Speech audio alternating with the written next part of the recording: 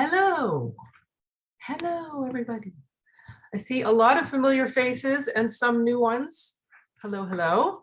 I'm Lisa Taylor. Welcome to Paths of Practice. I love this topic, as you can probably tell from my excitement about ramping up to this event. So we are going to be laser today. And I want to just kind of set the stage. This is an interactive live workshop. And those of you on the recording, you get the benefit of everybody else. So welcome. I would love for you all to have your cameras on. I would love for you to, I think I've set it up this way. I want to make sure that you're able to unmute yourselves. One moment. I'm just checking my settings. Yes, you are able to unmute yourself, but until you're prepared to talk, just leave yourself on mute so we have kind of a clean recording. And when we get into more discussion part of it, you can always put your view on gallery to see everybody if that's something that you like, or you can just leave it on speaker view and then you'll see the person who's talking. Sometimes that's easier. Okay, so paths of practice. Why is this important to me? I can just tell you very briefly that, and some of you know the story, so bear with me, that I always have been very God-centered. And I speak in terms of God, but I do welcome you to plug in whatever works for you, higher power, the highest version of yourself, whatever that is for you. So if you hear me say God and that doesn't work for you, just plug in yours. So I'd always had a very strong desire to know God. And, you know, grew up like kids do. And my mom, I think it was 7th grade, I'd been through a very hard time in 4th grade where I had been ostracized by my best friend. She turned everybody against me. I was bullied every day. I went home crying every day. But even through that, I still held on to, I'm going to see the best version of my friend. And I don't believe underneath it all that she really is this person. I kept seeing her as good, even though she was acting out in a way that wasn't that way. So come up to 7th grade, and my mom thought, you know, you might enjoy kind of reading a bit of the Bible. And I'm a student, I've been a student of Christian Science my whole life. So I read this book, Science and Health, and study the divine laws of God in that book. So she said, you might be interested in reading this Bible lesson, which is parts from the Bible and parts from Science and Health. And I thought, okay, because I'd gone to Sunday school and all that. Anyway, I read a little bit of the section of the Bible lesson that day, and I go off to school. And this is 7th grade, junior high, when everything goes wrong. And it was like the perfect day. Like everything I did was the right thing. Everything I said was the right thing. It was like, holy cow. And I came away from that day thinking, if reading for 5 minutes in the morning gets me this, I'm doing this the rest of my life. And I literally like committed that day just because my experience was so different. And I've been doing it ever since. Well, of course, what I've done in my daily practice has changed over the years and grown with me and on. But it truly is that thing, that consistent habit that has altered my life completely. I would not be where I am without that. I would not have had the life that I've had without it. It has given me all the tools that I've needed to approach life in the way that I approach it. So I'm Lisa Taylor, for those of you who don't know, and my vision for the planet is that everybody understand that they have a choice about what path they walk on, whether they walk on the external path of all the 5 material senses and what the outside is telling us, or they walk on the internal path, which is what we know of ourselves in spirit and what God has told us we are. So that is my vision, is that everybody know they have that choice, and that choosing the path of spirit, choosing to know who you are spiritually, is the thing that gets you freedom. It is the thing that brings you healing. So that's my vision. And part of that is having the daily practice that puts you consistently on that path so that you're very practiced in those tools and you have them at the ready, and you can handle whatever's coming up for you. So in this workshop, we are going to, I'm just going to kind of set the stage for you.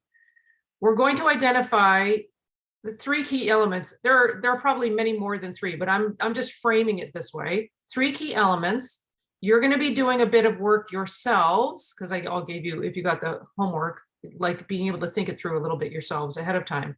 I'm going to give you a framework, how you can structure it so that you can set up for yourself what your daily practice looks like, including the elements that support you.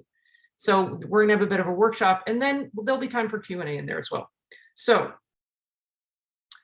the 3 key elements and this is just coming from me, so if you have your own version, that's totally fine. I support you in that. Look up, look in, and look out. 3 key elements. What do I mean by that? If you can see who you are, you can be who you are. That's kind of the bottom line of this. Well, how are you going to see who you are? You need to know what your source code is.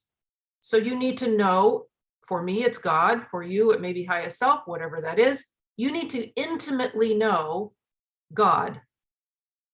You need to know who God is, because if you are the reflection of God, if you were made by the Creator, you need to know what you're made of. You need to know who you are. Well, how do you do that? You know God. So that's looking up, right? Looking up to something larger than yourself, getting out of self. Looking in.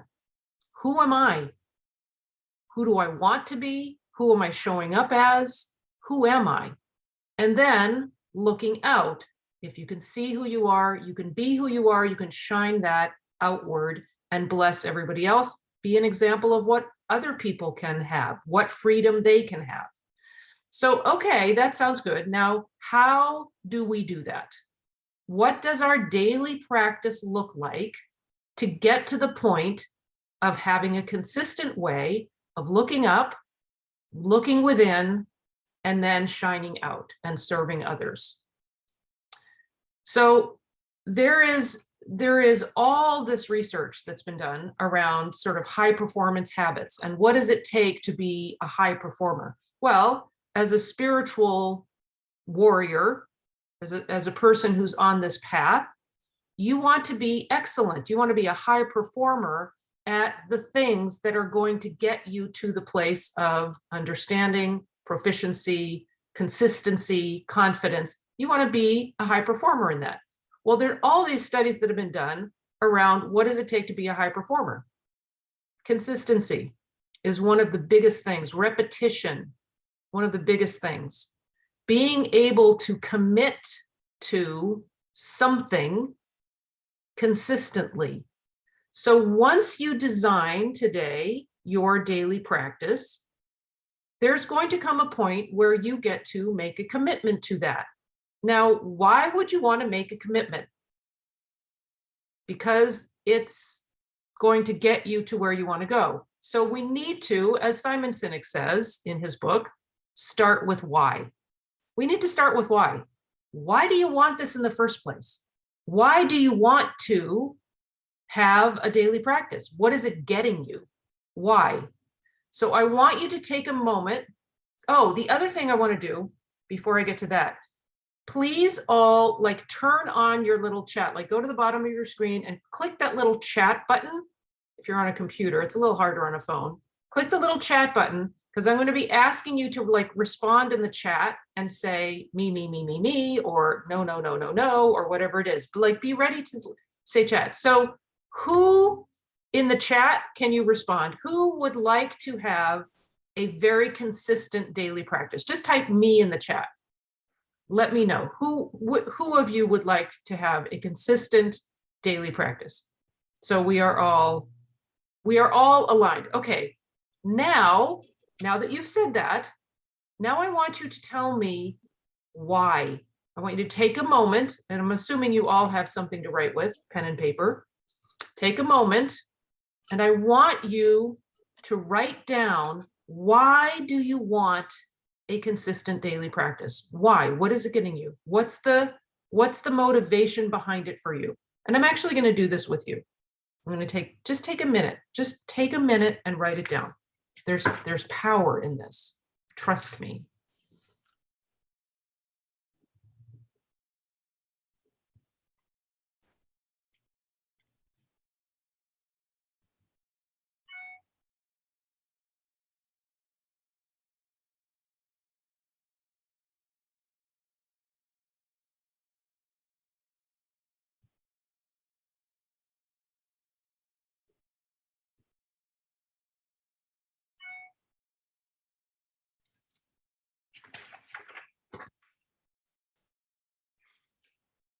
This text to me. Let's just make sure it's not something important.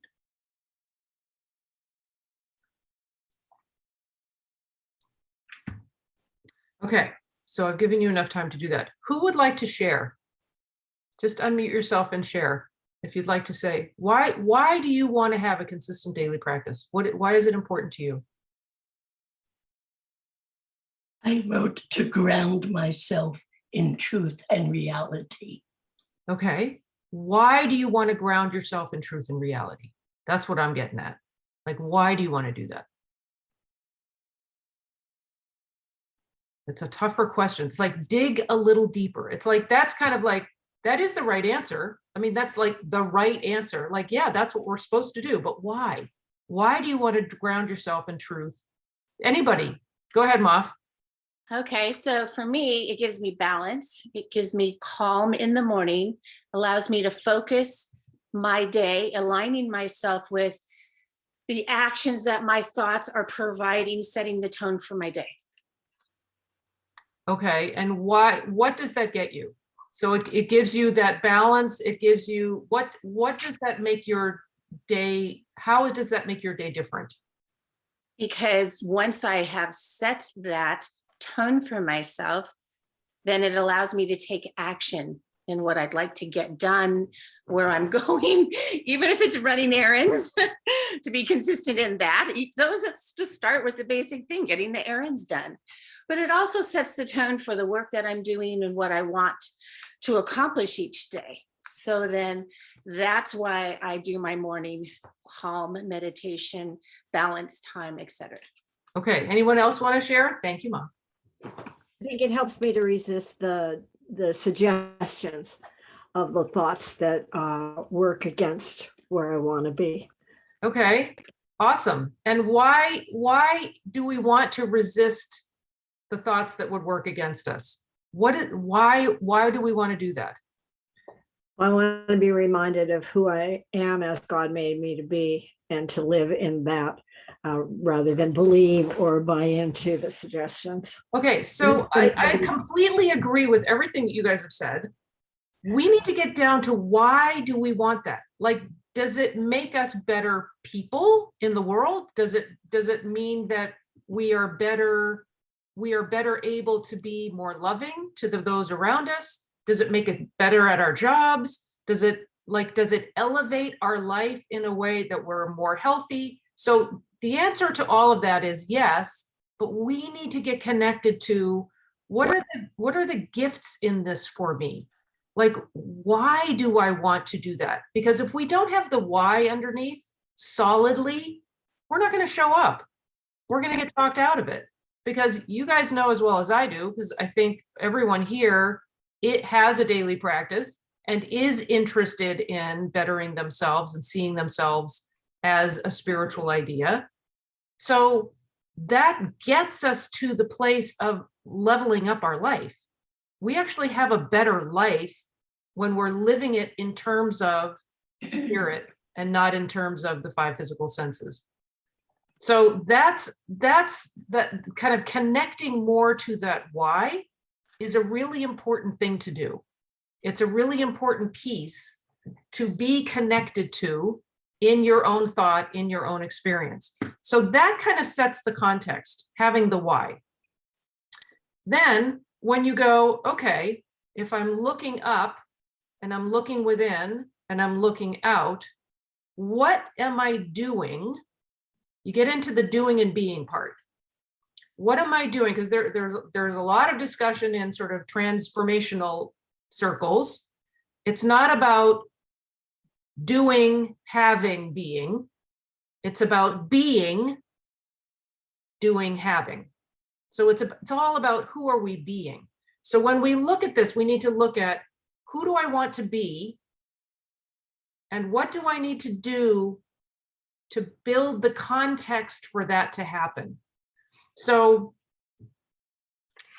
elements that you might want to include in your daily practice. When I'm looking up, what am I acknowledging? I'm acknowledging that I and my Father are one. I'm acknowledging that my Father is greater than I. I'm acknowledging that I can of mine own self do nothing.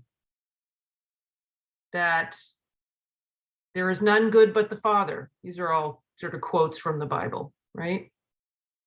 Who is God? And many of you here I recognize as being students who know the definition of God that we've learned from Science and Health by the book by Mary Baker Eddy. God, the great I am, the all-knowing, all-seeing, all-acting, all-wise, all-loving, and eternal, principle, mind, soul, spirit, life, truth, and love, all substance, intelligence. Like there's so much in that.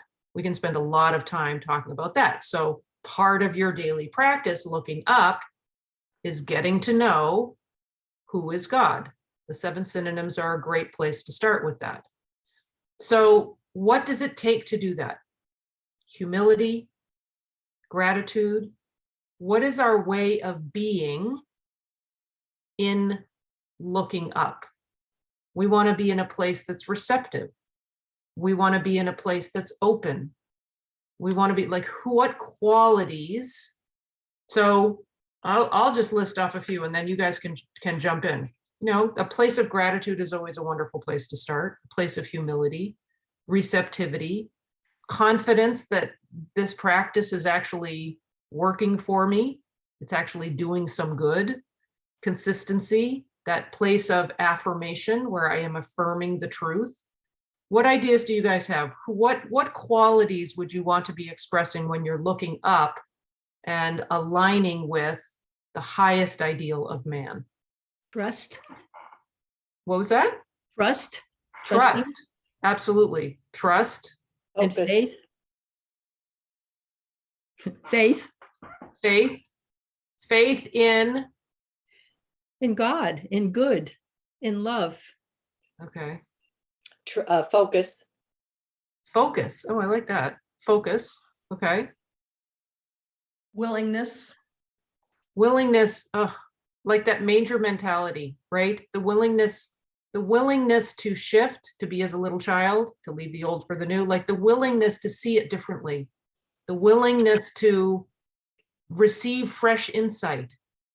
Those with a daily practice who have been doing it a long time, a lot of times we get into ruts.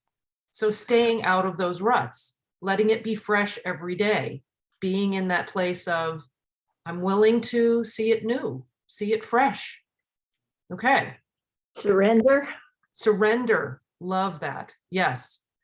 Being in that place where we can get past that false egoic sense of ourselves. Getting to a place where we're acknowledging that there's something bigger than little old me. There's something bigger. And I am looking to that, yielding to that, understanding that, being open to that.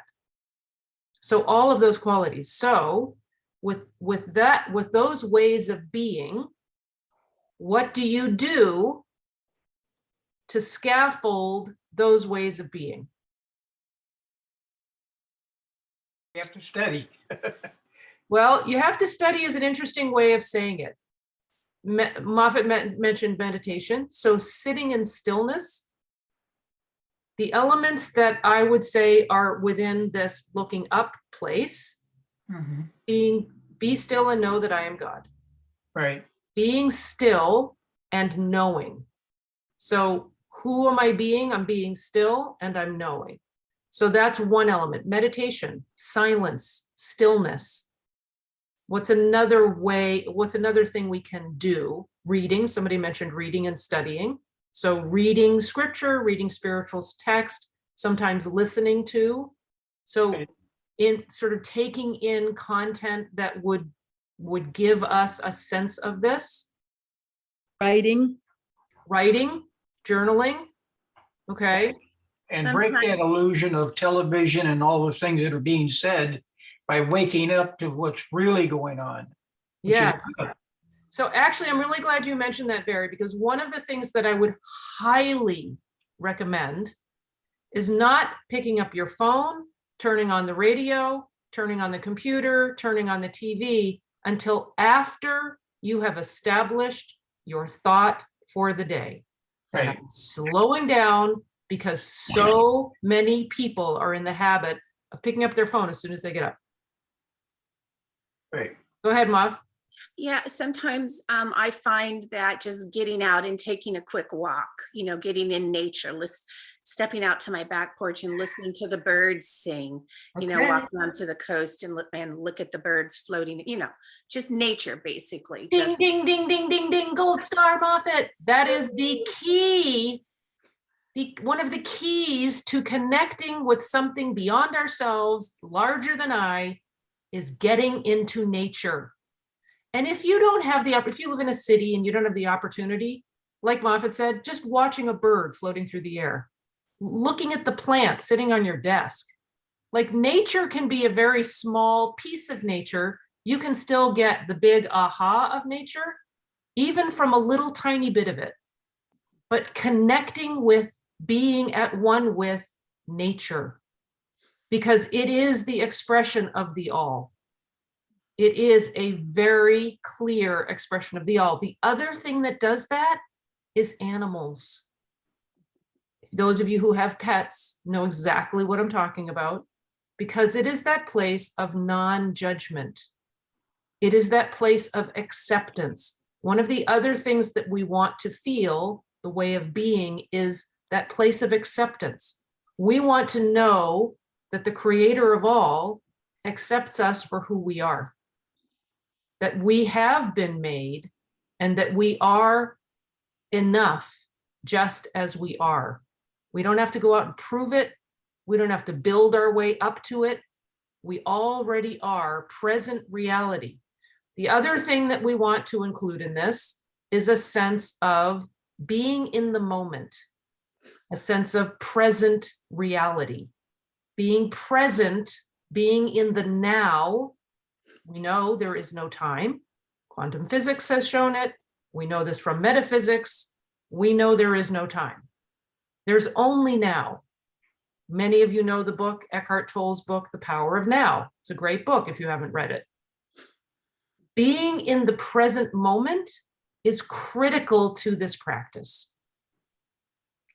So we have several elements that we're talking about here in the context of looking up, being receptive and humble and grateful and open, getting into nature.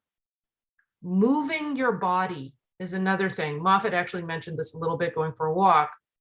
I would recommend, you look at sort of the 4 quadrants, the body, mind, soul, and spirit, right? You look at sort of the 4 quadrants, the quadrinity of man. Moving your body is a natural extension of being alive. It's a natural extension of expressing the divine. Knowing that that's part of who you are gives you that confidence that you can do it, and there's no limitation around that. And there's a whole conversation we could have about that. So being clear that moving your body, getting out of yourself, is actually part of what are we doing in our daily practice. We're being still, we're being silent, we're being present in the moment, we're being in a receptive place of listening, we're taking in inspiration, we're receiving inspiration in whatever form that comes for you, listening, reading, thinking, hearing, whatever. We're moving. So this is not a static practice. This is there's movement of thought, movement of body. We are engaging thought. So we talk about, body, mind, soul, spirit. Mind, the intellect; soul, the emotions, the heart; spirit, the spiritual nature of man. But look at all 4 quadrants and translate that into the spiritual nature of that, right? So that's all part of looking up. Now, what about looking within? We can look at the same qualities of being, looking in, as we did looking up.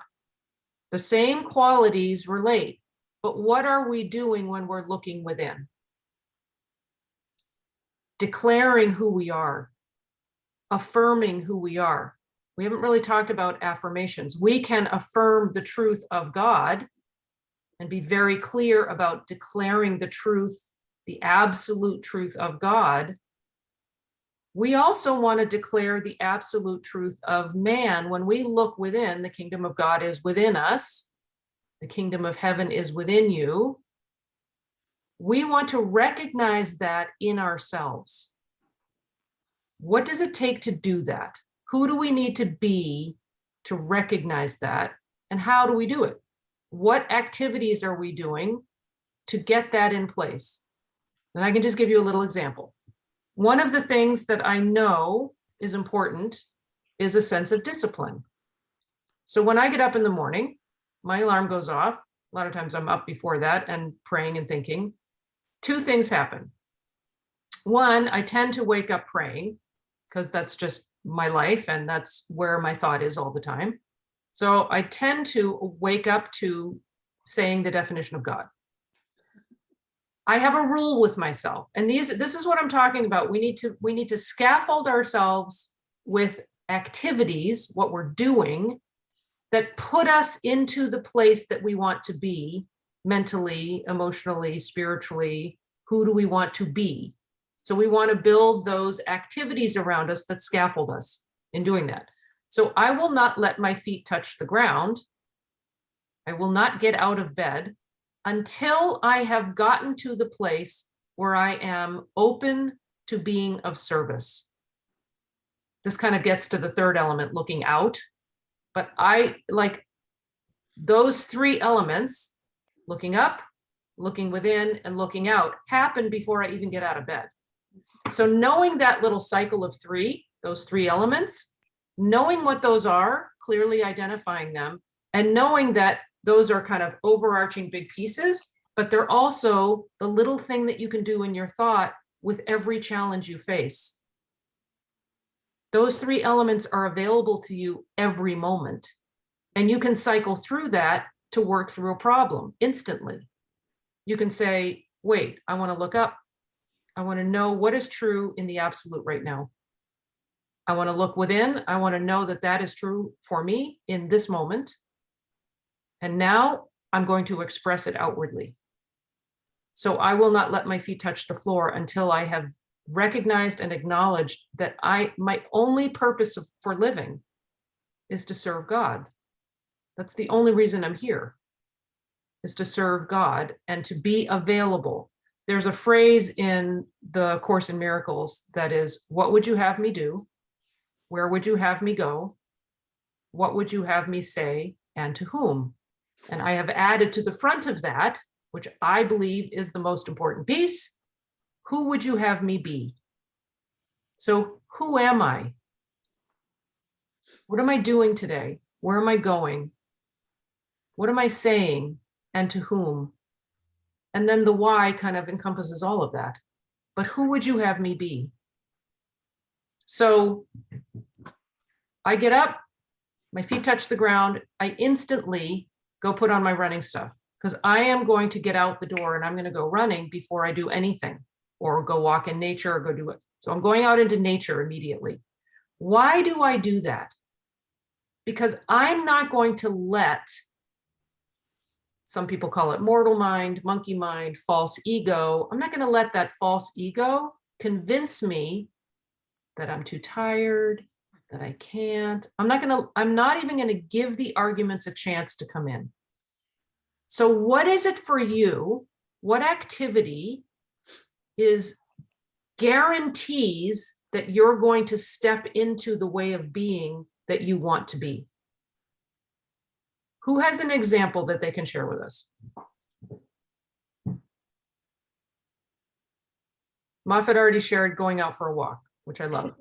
I'm right in line with that. I can talk all day, so somebody else gets to talk. I can share. One of the things that I feel very fortunate is that I get up very early in the morning. And the first thing I do is listen to the Bible lens. I do go get my decaf, sit there and listen to the Bible lens. And there is also the prayerful music that I enjoy while I'm taking a shower, for instance. So I've had the lesson, I usually get that, and in the evening, what I like to do is maybe catch a Sentinel article or something that just relaxes me before I go to sleep. So I figure I start my day, spiritually, I really do. And during the day, I find that when I'm out in public and whatnot, I really don't react to some of the things that might irritate somebody else. It really makes me feel a little bit happier during the day. That's it. Thank you so much for sharing that. You're So welcome. anybody else want to share an activity that they involve themselves in that aligns them with their highest self and gets them into motion in the right direction, gets them on the path? For me, it's a real simple thing. I live in congregate living, an assisted living facility, and I open my back door and let the fresh air in. I love that, because there's something called habit stacking. We can stack on top of things that we're doing habitually. We can stack on top of those things spiritual ideas. We can stack on top of the doing. We connect to that. Who am I being while I'm doing this? Who am I being when I go open the door and let the fresh air in? What's actually going on there? I'm being open to fresh ideas. I'm being open to God's voice. I'm receiving fresh insight and fresh inspiration. So when I go out running, I'm expressing discipline. I'm overcoming self. I'm unselfing thought. In order to just go put my stuff on to go running, I'm getting out of self. But I build into my morning a way for me to get out of self. That whether I'm in that place or not, it's forcing the issue on me, which I like, because then when I come back, I go, okay, I've already done that. And that sense of being in the habit of the way of being unselfed, disciplined, listening while I run, or listening to nature while I run, connecting with the all that is. All of those little nuanced things are the things that are feeding your daily practice, so that when you go out into the day, you have that platform, you have that scaffold around you, and you're not gonna wobble. you're not gonna wobble. So what I'd like to do is just look at, there are three things that we really want here. We want clarity, we want consistency, and then we want to be able to contribute that. We want the confidence to be able to contribute that out into the world. We want the confidence.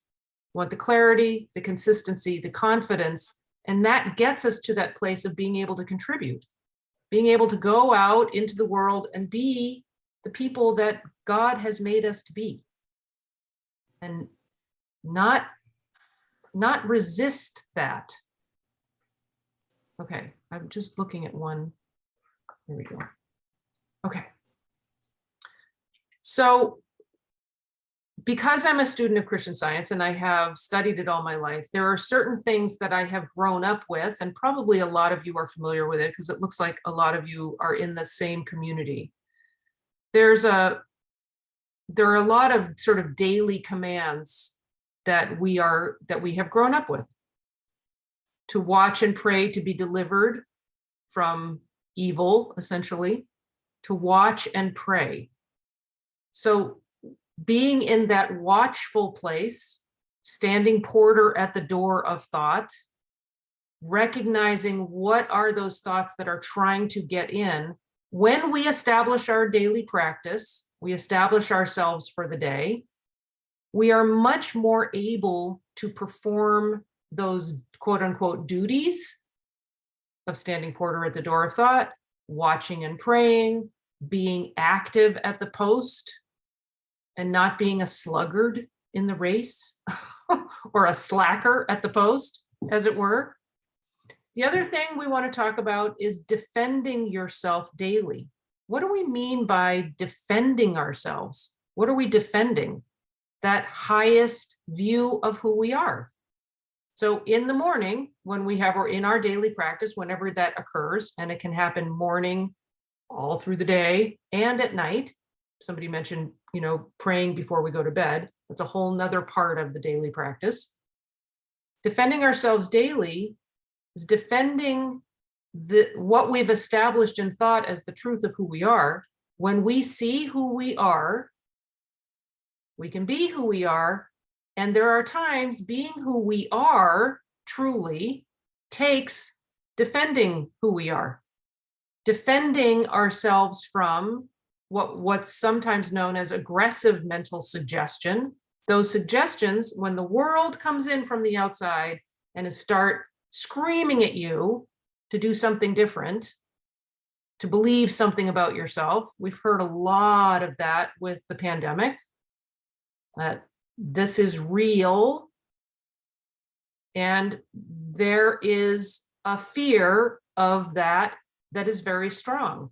And those who buy into or are afraid of that are going to suffer from that fear. And they're going to suffer from that sense of themselves. And we talk about sort of the two paths that you have to take. If you choose to take the path of the 5 physical senses and all the evidence that's shown to you from the world, that's what you will experience. Like, don't have any illusions around the fact that choice, if you choose to go down that path, it's absolutely real to the people that choose that as their reality. Einstein said it's an illusion, a persistent one, but it's an illusion. But if you believe that's the reality and you're acting in the way of that as your reality, you will feel the effect of that belief. Pain, sin, sickness, disease, death. That always leads to that false ego that separates us from the divine, always leads to death. Only always. So it behooves us not to get on that path in the first place. Back to the daily practice. Why we're doing this. Why we want to be so sure and so clear in our thought about who we are. So when we establish this defense, the defense is naturally coming from filling our thought with the truth. That is a natural defense. So we can't not do something. So a lot of times people say, well, I don't want to do that. Well, if you focus on what you don't want to do, guess what's in your thought? So focus on what you do want to do. Focus on the truth that you want to hold in thought. Don't focus on what you don't want to hold in your thought. Focus on the truth. So that's part of your daily practice, is the repetition of truth, not the repetition of evil. So let's get to the third element, right? We look up, we look within, now we look out. Love thy neighbor as thyself. We have gotten to the place where we love ourselves. We've looked up, we see God as love. We look within, we are the reflection of that. I am love expressed. I am, when you look for God, you find man, Bicknell Young says. I am love expressed. So I am love. I am the demonstration of love. So I can love my neighbor as I love myself. So being the demonstration of love, I am the very expression of love. I am loving my neighbor by being the highest version of me. So extending that light outward, it's not just all about like looking in and loving me and loving me and loving me and being insular. It's about then turning that in an unselfed way out to the world. And that's healing. And if there's no motive inside for that, that's something to look at in your daily practice. What is it that you're building into your day that gets you to turn outward?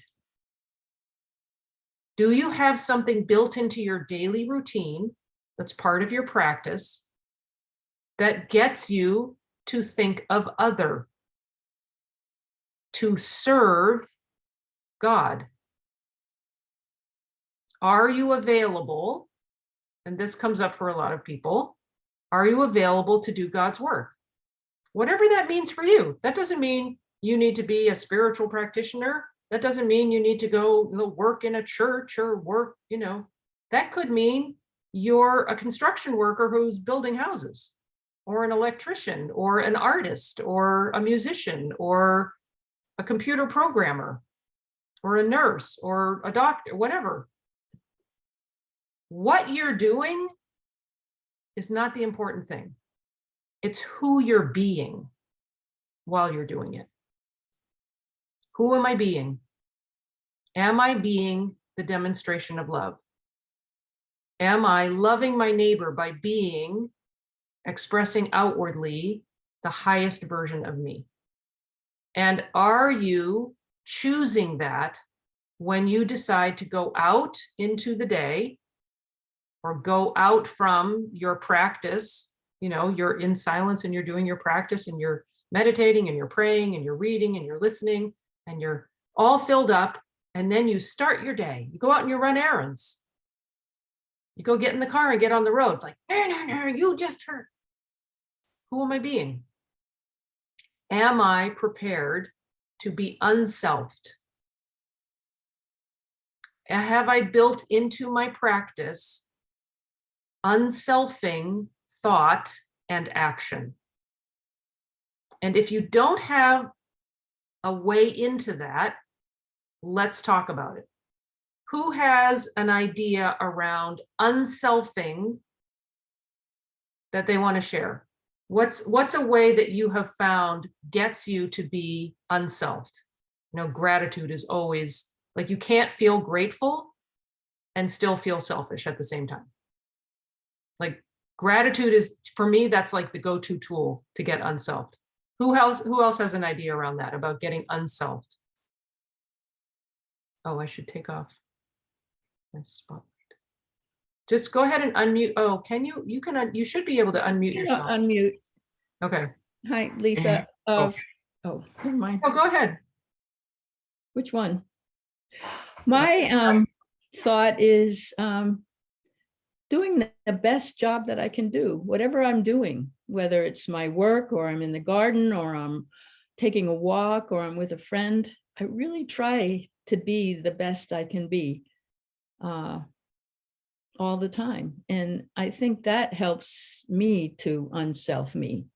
It's not focusing in on me, but it's putting that out, that best job out there. Yeah, I like that. Can you hear me now? Go ahead.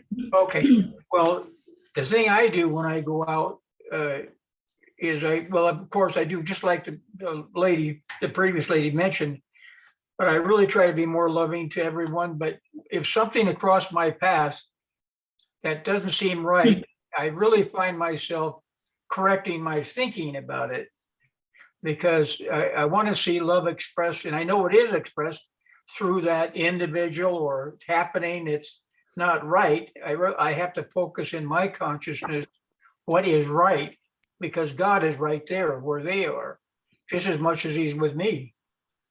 And when I see that, it brings me peace, and I'm hoping it brings them peace. I'm praying that it does. I'm going to tap on with Barry there about what he's doing, that he's hoping it also then communicates to others by your actions.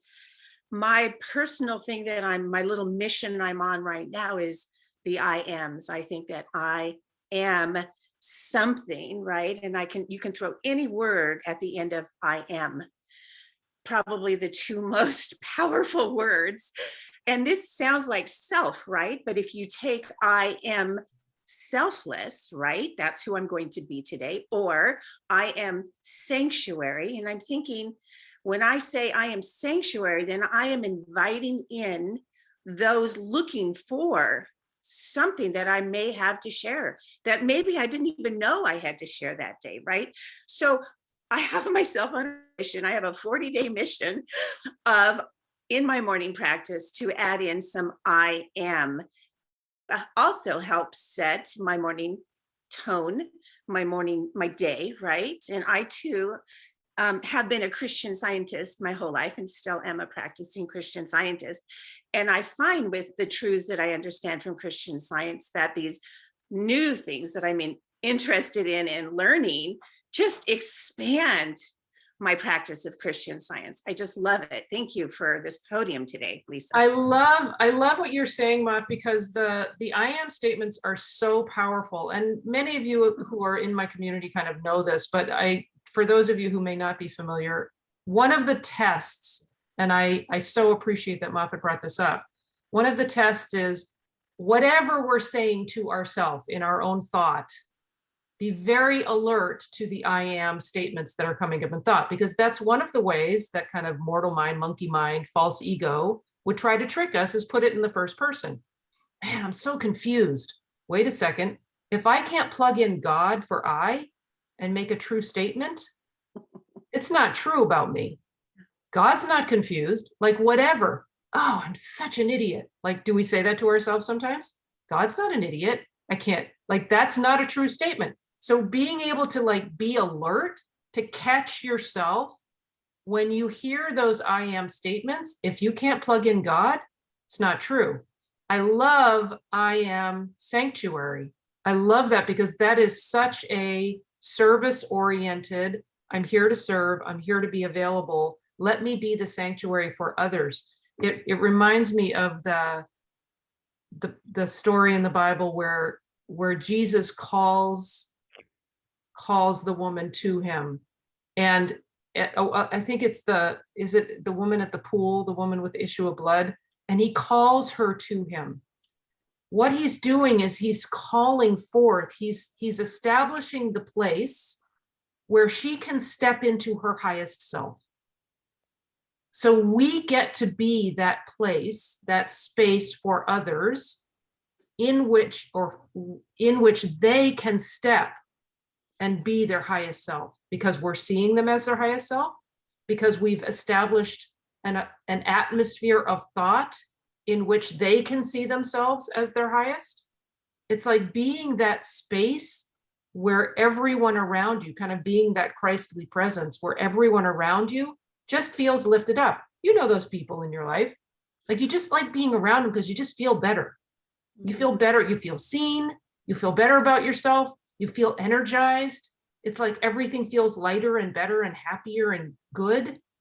That's what we want to be for others. Yeah. That's that place of service we can step into and be that light for others. Mm-hmm.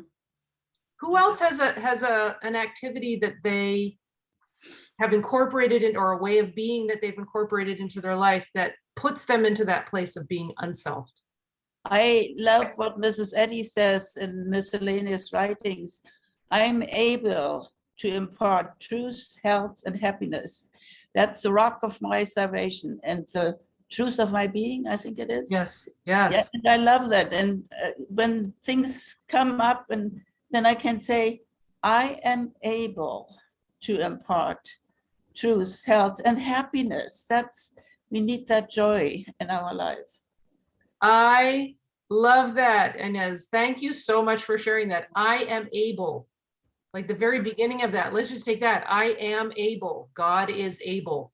So what are we talking about? Is this the little ego? I'm able to do this. No, this is the I, the great I am. I am able.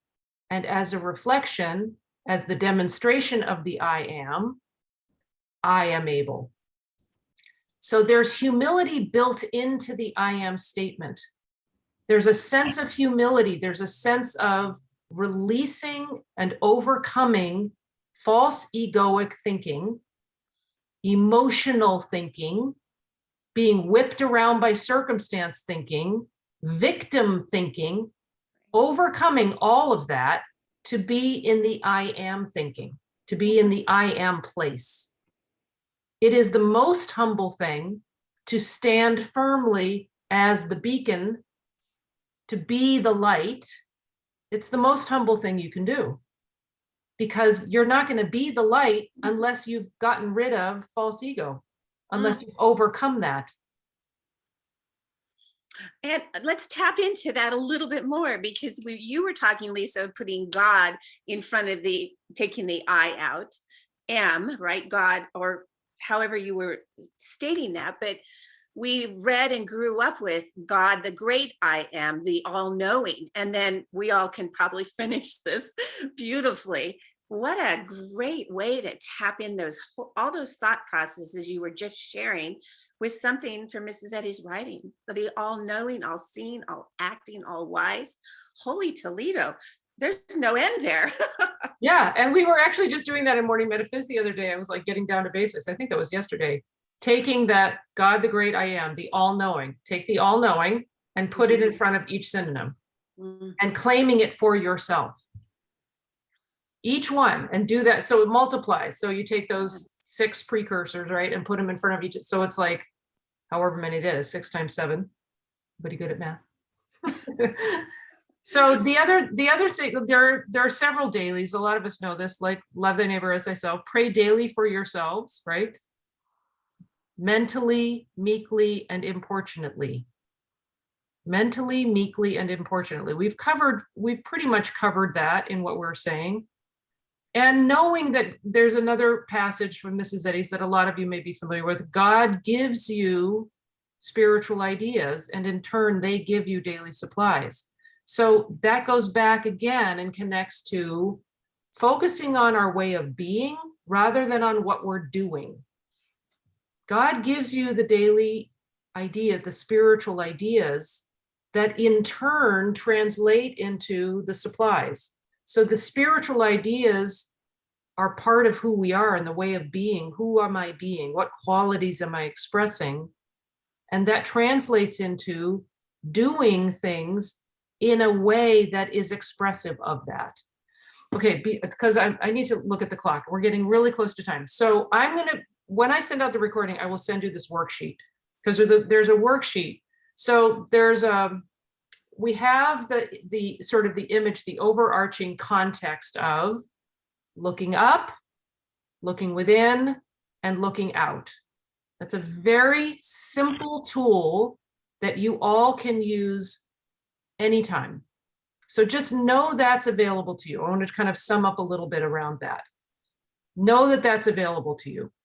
The other thing is to do a little chart, and I'll actually send you a PDF that you can download and you can work this out for yourself. But I want to explain it so that you've had the context for this. So down the left-hand side, you can say, look up, look in, look out, right? That's well, for you, it's, I don't know which way is left for you because I'm backwards.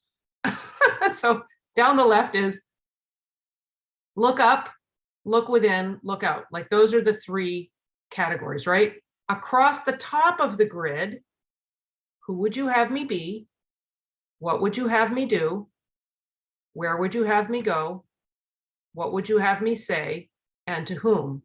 And you can fill in the grid, starting with who would you have me be? What are the qualities that you are expressing when your motive, when your intention is to look up? What are the qualities you're expressing when you do that? What would you have me do? What are the activities that you do that build, that express, get you to express those qualities? Like you're kind of building it backwards, right? Where would you have me go? Where would you go in order to do those things, to express those qualities, to look up? See how it all works? You kind of work it backwards. What would you have me say? What are the words? In what way would you say it? And to whom? So you can build this grid.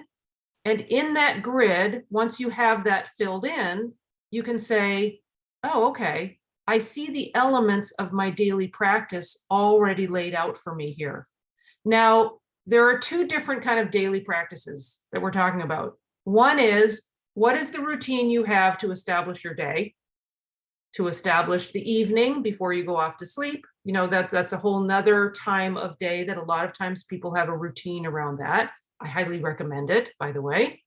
Shutting off technology 3 hours before, giving yourself time to get away from work, having time to be quiet and still in the evening, just like you're quiet and still at night, perhaps connecting with nature again. So I would bookend the day with the same kinds of practices that you would on both ends.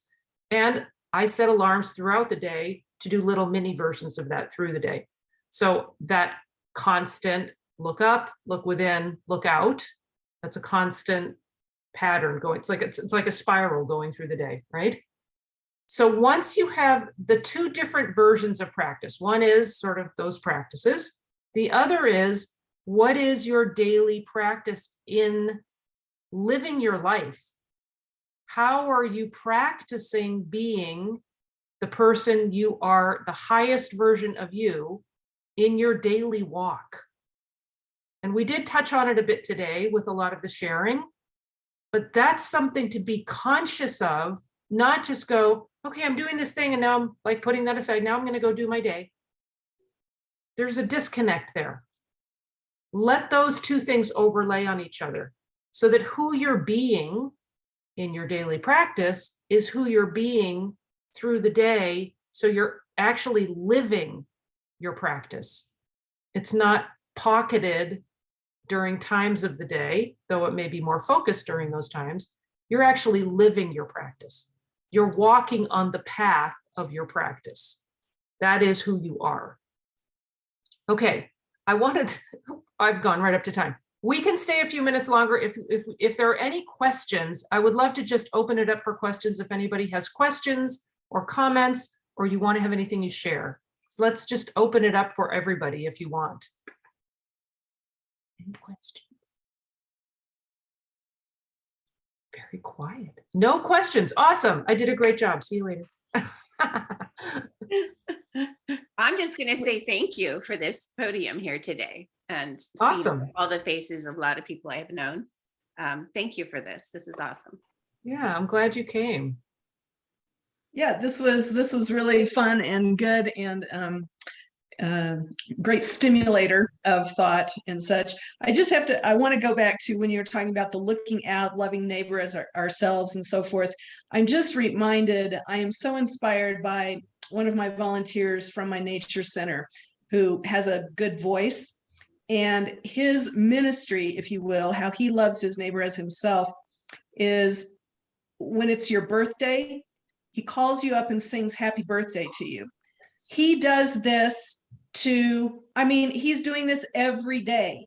He has so many people that he keeps track of, and it's just a lovely way that he reaches out to let you know that you are special and that he cares. And I think that's a lovely way to love your neighbor as yourself. I don't have that many people that I reach out to that many times every day, but it does inspire me in how I reach out to a neighbor or a friend. I'm always thinking, okay, who do I need to reach out to and touch today or this week or whatever?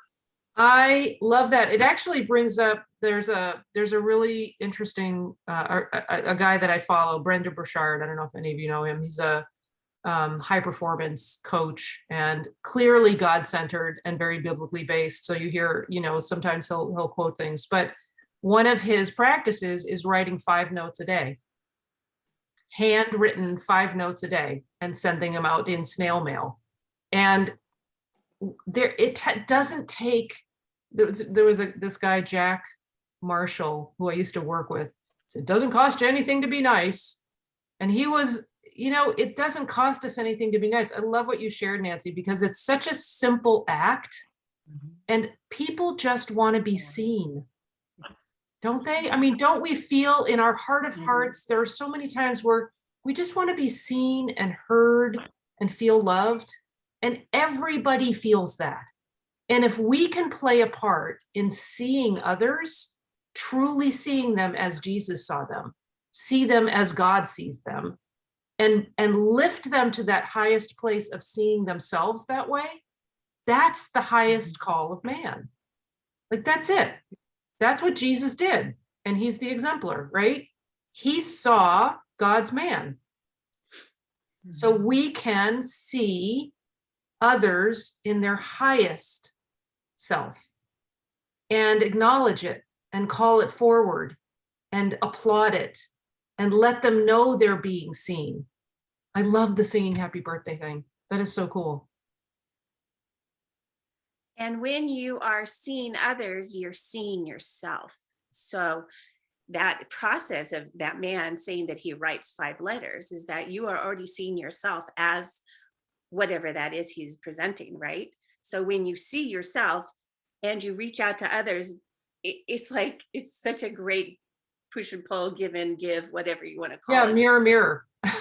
Mirror, mirror. Mirror, When mirror. I mean, it's love thy neighbor as thyself, because we're not able to love another any more than we're loving ourselves.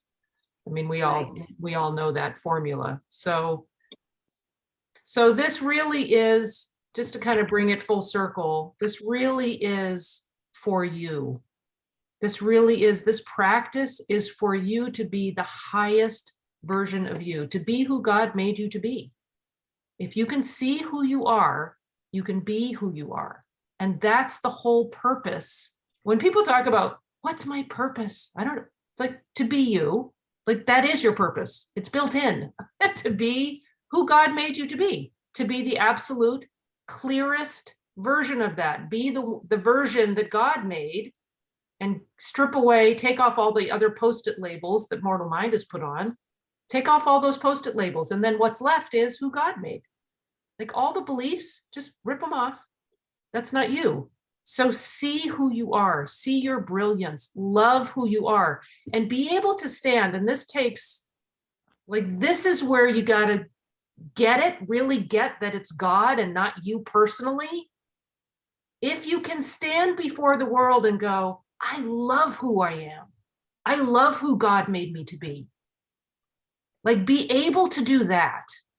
And that means you've reached that place where you recognize it's not you personally.